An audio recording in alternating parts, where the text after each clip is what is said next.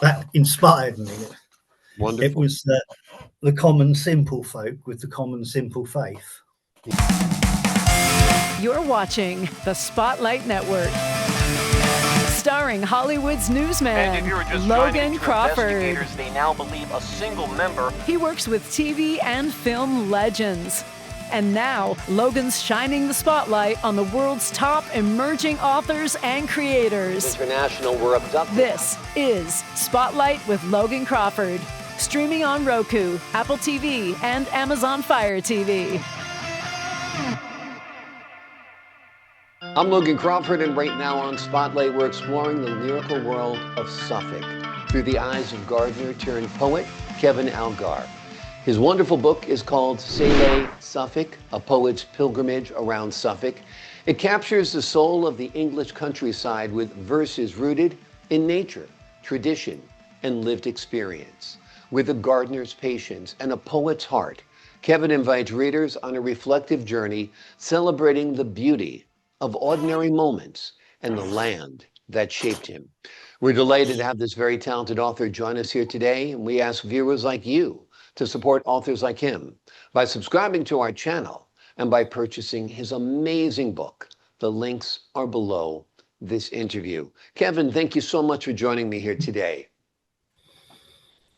Yeah, thank you. Great to have you on the show. Tell us a little bit about the poems in this book. Are these poems you wrote specifically for this book, or are these poems that you wrote over a number of years? There's a couple that I wrote over a number of years. Written quite a few bits of poetry, and there's a couple in there that I would have written a while ago. But I've changed them for the book, and most of them were written for the purpose of writing a book about Suffolk. Awesome. Did your years as a gardener kind of shape your poetic perspective, being out there in nature and being in nature's beauty? To a point, yes. But it's actually studying poetry and history and other things as well as gardening. And if it's a simple gardening task, then I can let the muse run while I'm doing it, I guess. Yeah. And Suffolk is such a beautiful place. I've never been there, but what I've seen in pictures and what I've read in your book, there's beautiful coastal villages, there's a beautiful coastline, there's great little quaint towns. Tell us a little bit about why you're so inspired by Suffolk. I live here and I know it, I guess. I mean, my mother was from Cumbria, where Wordsworth and Coleridge were from, and they were inspired by the lakes and the mountains. And so reading their stuff, I guess, what would inspire me would be the undulating fields and vales and the heathlands of Suffolk, instead of the kind of majestic mountains and lakes of the north. So Absolutely. Talk to us a little bit about the types of poems or what you write about in your book. Okay. I'm like a rabbit in the headlights here.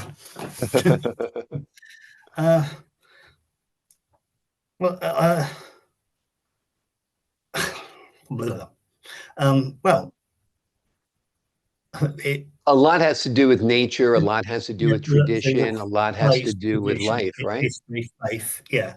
And different types of poem, different meters and stuff, not keeping it just like one kind of type of poem through it. Yeah, it's a beautiful variety. Now, I understand you have picked out a poem you will share with us today. I'd love to hear it. Yeah, I think our audience would love to hear it as well. Okay, all right. It's about the village of Rendlesham in Suffolk, where the king of the Kingdom of Essex, Essex being the county next to Suffolk, was baptized with the King of East Anglia's brother being his sponsor, and all the saints were there. And then Most of Rendlesham is where American service personnel and their families lived when the airbase was there during the Cold War, and I've managed to cover both parts of the history. So I'll get on with reading it, yeah? Rendlesham. O'er them fields, behind them wealds, shields were in Ridwell's palace. Chalice here in the wooden church, with crucifix St. Felix, showed the way of salvation. Then in Christ's name St. Ched came, Hoet, the flame burnt brightly. Felix helped by Sigibert, and St. Ched brought redemption. Apostasy those apostles brought down, and the King of Essex was baptized. Against the powers of the air came another shield, safeness sealed from another field. With wings and a prayer, they were there. 'Twas the land of the free, protecting the mother of the free. They did fly, we can't deny. Listen up, a strong ally. They will always be. Freedom secured by the crucified Christ and the stars and stripes. Wonderful. Wonderful. That's beautiful. And it shows a great appreciation for your faith, for the Lord Jesus Christ, and for the history of this beautiful land. And I guess that's what you try to connect, is people with their culture, with their religion, with their faith. Wonderful. Yeah. Wonderful. Is this the first time you've composed a book of poetry? Yes. Yeah. Wonderful. What was that like? What was it like putting it together and deciding what would be in there and all of that, and working with an editor, I presume, too? Well, first it was writing them, and they weren't in any particular order. And I thought, well, I thought, well, I'll make it into a poetic pilgrimage. And I thought, well, I have to put them in some sort of order. And after I'd written them, because like they were sort of coming here and not in any, and so I decided to work by what were the Anglo-Saxon hundreds, which were what evolved into like electoral wards. If does that make sense? Yeah, Yes, well, absolutely. And so I was working by them, and I thought I'd start in Lowestoft, and I was like, right, I'll go what there, and we managed to go from furthest east, Lowestoft, furthest point east in the UK, actually, straight through to Newmarket and round. And I'd already decided I was going to call it a poetic pilgrimage. And I thought it was great when I got near, because I realised it was going to finish at Icon, which has been a place of pilgrimage since, was it 654 AD? And I was like, I managed to get it there, which was a nice surprise. And then eventually got the publishers and went through some editing and stuff of the poems and stuff. But the order of them, that's basically how the book come together. Wonderful. Wonderful. How often do you write poems? It depends. It's what the muse is doing. Exactly. And what do you find as your muse? What inspires you? What compels you or propels you to write these poems? Well, they just come. Yeah. They just, is it a lot in nature? Is it a lot in human interaction? One I wrote about was at St Edmund's Church, Bromswell. I was doing someone's garden in the village, and it just come while I was gardening. And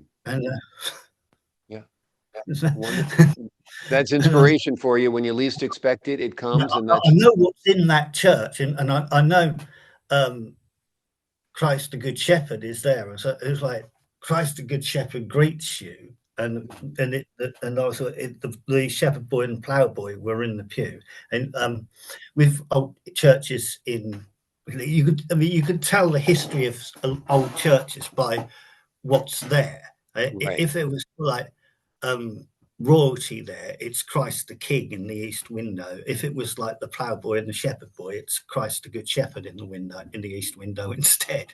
And so I could see that, and so that inspired me.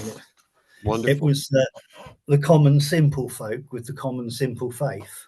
Yeah, Absolutely. That's great inspiration, the common simple folk and the common simple faith. What do you hope readers take away from your book? What do you hope they learn about Suffolk? What do you hope they learn about life, nature, and themselves? It depends. I mean, from outside Suffolk, I want people to appreciate Suffolk. Hmm. Maybe, yeah, I mean, maybe visit here and come to see it for themselves. Yeah. People from Suffolk, I'd like them to know their history Hmm. and who they are. And Yeah. there's a few in jokes in there that if they're from the place, they'd know what it means and Yeah. just have a smile. Yeah, Yeah. Absolutely. And even the it's phrase, for them. Yeah. and even the phrase Sailor Suffolk, you'd Even only know Suffolk. that if you were from the Suffolk area, I presume, right? Yeah, Yeah. yeah. Sometimes it's pronounced silly. Yeah. Yeah. Absolutely. Absolutely. And are you working on anything new? Are you working on another book? I've written about 3 more poems since, but I've sent that to the publishers, but probably will be, yeah. Absolutely, absolutely. What prompted you to study poetry? You mentioned that you studied poetry, and while you were It's not working, it's an odd one. I just yeah, thought it, I yeah, don't know. It's that's um, something you enjoy. um, there was poetry books going cheap somewhere, so I thought I'd had something to read, and Yeah, when I was teenager, and yeah, that's how it started, basically. yeah, How I absolutely. Are you inspired by any poets? Are there any poets or writers that fuel your creative drive? um, we've already mentioned William Wordsworth, haven't Yeah, we? And um, John Betjeman hmm, does, um, uh, Emily Dickinson, and then um, I've been influenced by Old Norse poetry and Anglo-Saxon poetry, like the wonderful, Beowulf and that kind of thing. wonderful. That actually does come through. I mean, Yeah. it is believed that Beowulf was written in East Anglia, Hmm. and because it's set in northern Denmark, southern Sweden, but the landscape is Suffolk, Mm. and uh, and it's in Angled dialect rather than Saxon dialect. Though the earliest copy is in Wessex, which was a Saxon area, it's actually written in the dialect that they would have spoken in Suffolk, Wonderful. and that's an influence, and Yeah. obviously Psalms and stuff like that. Exactly, exactly. And Yeah, of course, Suffolk itself is an influence, as we mentioned before. yeah. Well, wonderful work on this book, Kevin. The name of the book is Okay. Sailor Suffolk, A Poet's Really, Pilgrimage Around Suffolk. It is a heartfelt collection that celebrates nature, heritage, and beauty found in yeah. life's quiet moments. It's a poetic journey that invites readers to rediscover the world around them.